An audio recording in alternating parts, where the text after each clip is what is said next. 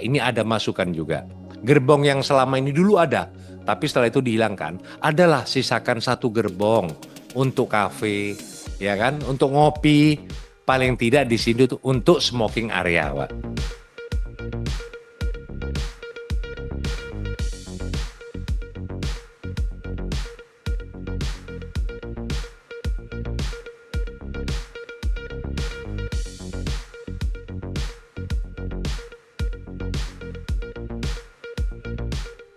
Terima kasih pimpinan, terima kasih Bu Ketua, Ibu Anggia, dan Pak Adi, dan seluruh rekan-rekan Komisi 6 yang kami hormati.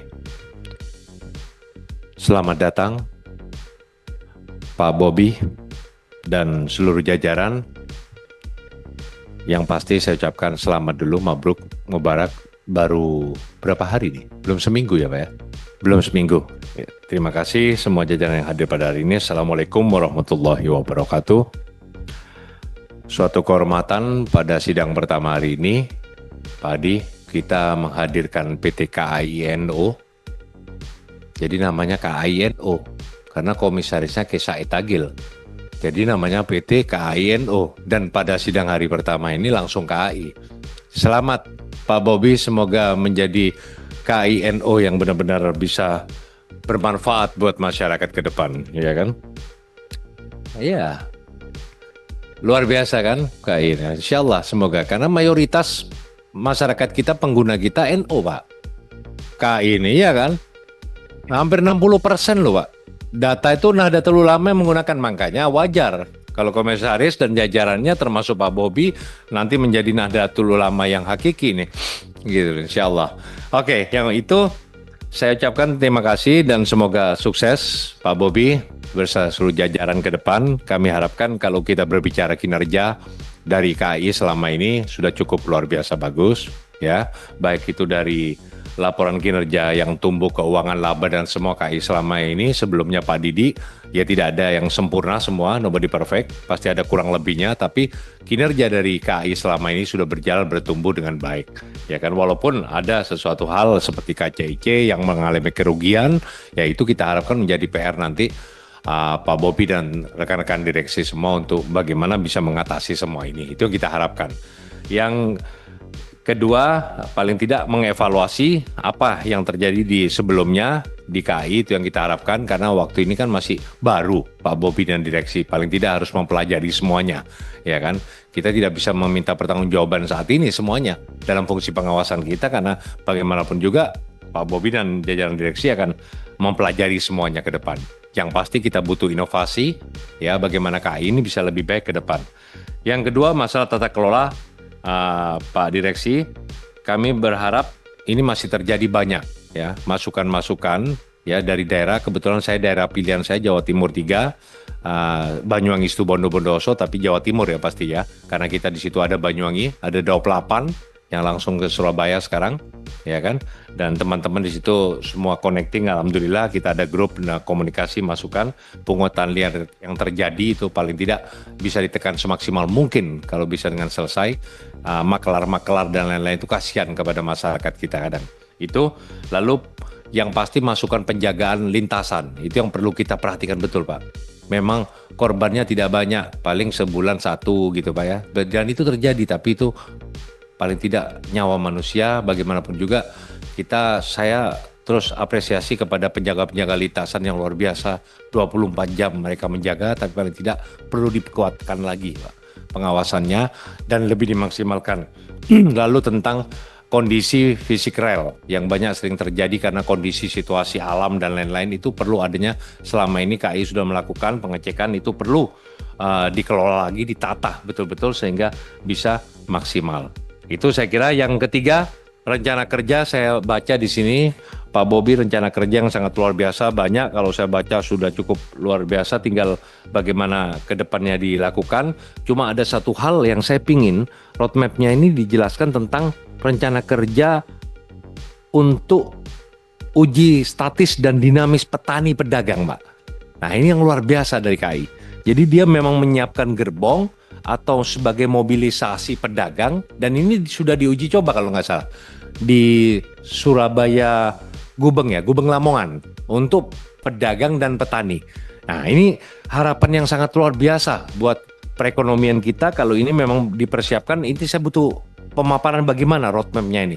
Nah ini, dan saya harapkan sebetulnya Pak, sejak zaman Belanda dulu sudah ada kereta api Pak, namanya Panarukan Jember.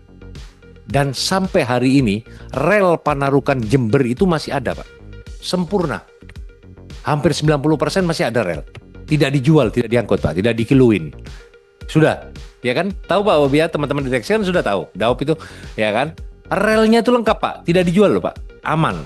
Ya, walaupun di situ banyak memang bangunan dan lain-lain yang mungkin bisa diatasi, kami siap. Pemerintahan Kabupaten Situbondo, Bondowoso yang dilaluin, dan Jember insya Allah ada Gus Rifki di situ dapilnya. Kami akan berkoordinasi bagaimana menata ulang ekosistemnya, ya secara mungkin penataannya gimana, ini bisa dihidupkan lagi sebagai transportasi ekonomi, perdagangan dan lain-lain, sangat bermanfaat sekali. Dan ini wacana yang sudah lama dari KAI yang pernah difikirkan. Nah kami siap, pemerintahan kabupaten siap untuk mendukung bila KAI DOP 8 itu ingin menghidupkan kembali bagaimana sistem aturan tatanannya, termasuk relokasi dan lain-lain, bagaimana, ayo kita bersama-sama, ya kan? Itu saya kira. Kenapa? Nggak pakai terowongan ini. Panarukan Jember itu sejak ada sebelum kereta api yang lain ada, zaman Belanda sudah buat Pak, sudah ada pemikiran ke sana. Manfaat ke ekonomi dan semuanya sudah berjalan.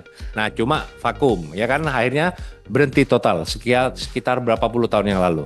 Ya kan, 70 apa 80 berhentinya itu Pak, kalau nggak salah. Nah, itu bisa dihidupkan kembali. Nah itu sangat bermanfaat sekali, luar biasa itu kalau dijalankan. Kami siap mendukung. Pemerintahan kabupaten jujur terus terang, Situbondo, Bondowoso siap Pak, dan Jember juga saya yakin mereka welcome untuk itu. Dan ini sangat luar biasa untuk KAI. Tinggal penyiapan gerbong keretanya aja Pak, saya kira itu.